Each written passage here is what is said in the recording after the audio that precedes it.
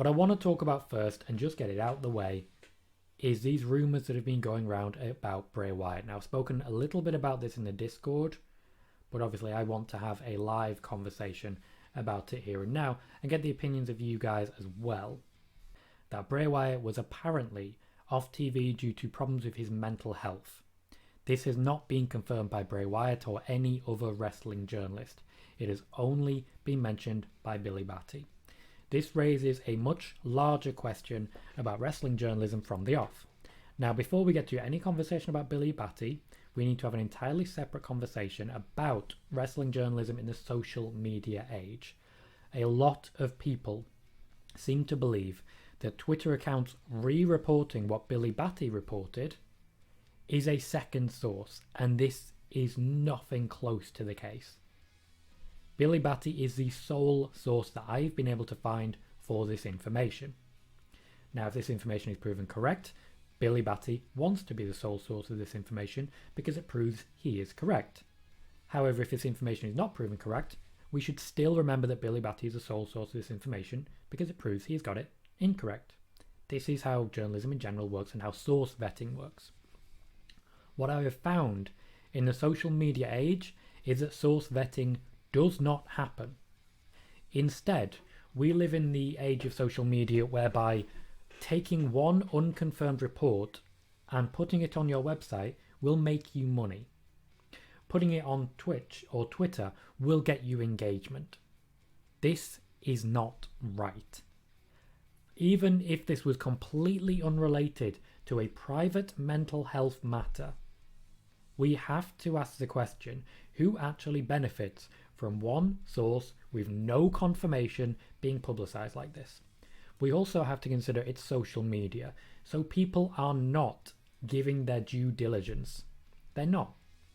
They are taking this unconfirmed report and reporting it as if they are themselves reporting it.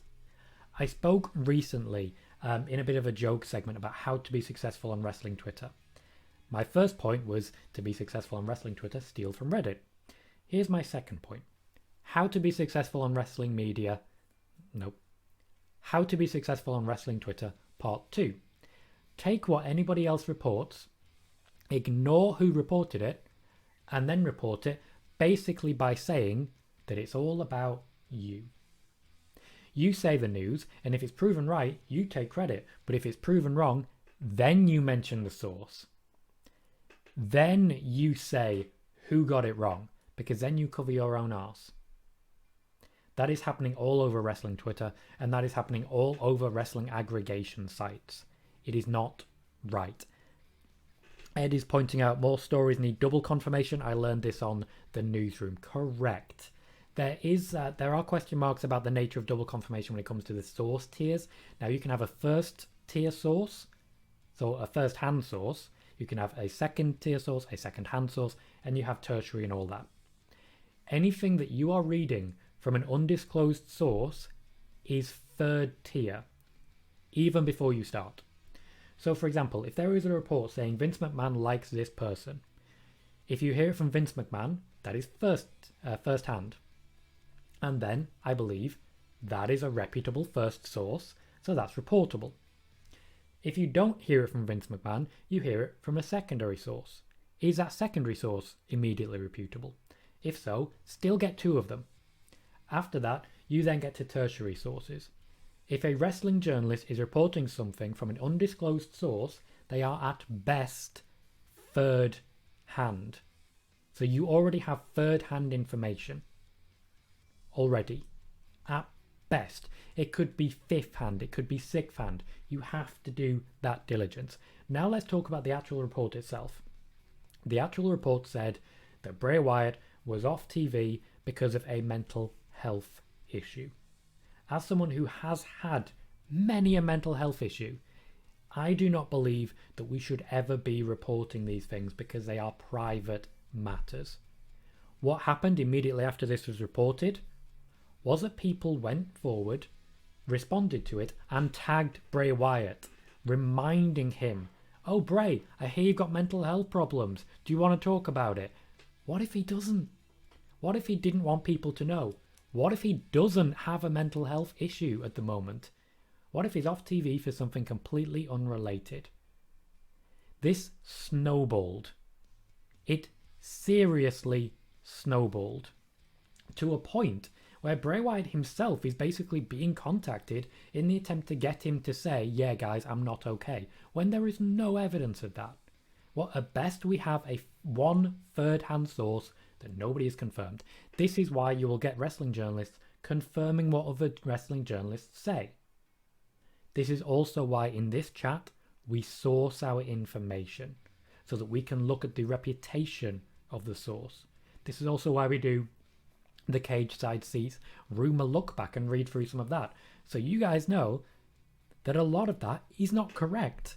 What was it, 56.2% this week? 56.2% of rumors reported in the last 6 months. Of rumors that Cage Side Seats have covered up to the last 6 months have been proven true. 56.2% or thereabouts. It's just over 50%. That is the situation in wrestling journalism right now. Another issue I have is paywalls. I'm not a fan of paywalls, me personally. I believe in free information. However, the nature of the news that we get reported in wrestling journalism is not conducive to that. That said, even if you have a paywall, it's still going to get picked up by other websites. It is still going to get picked up. We also need to be aware of these things for disputes. SE Scoops posted a report that Tessa Blanchard was likely to sign with AEW. This was disputed by other sources, and you need to know the reputation of these individual sources so you can say whether you believe this is true or not. A large part of wrestling media, this is wrestling media in general by the way, not necessarily wrestling journalism websites, hide when they get things wrong. The WWE has a habit of saying, oh, this person reported this first, even if they didn't. Why? Because that particular report is the one they want to become the definitive report that everyone else references. And I tell you what, things that are reported by WWE, whether they're true or not, tend to be the thing that people stick to because millions of people read what WWE reports and thousands of people read what wrestling journalists report.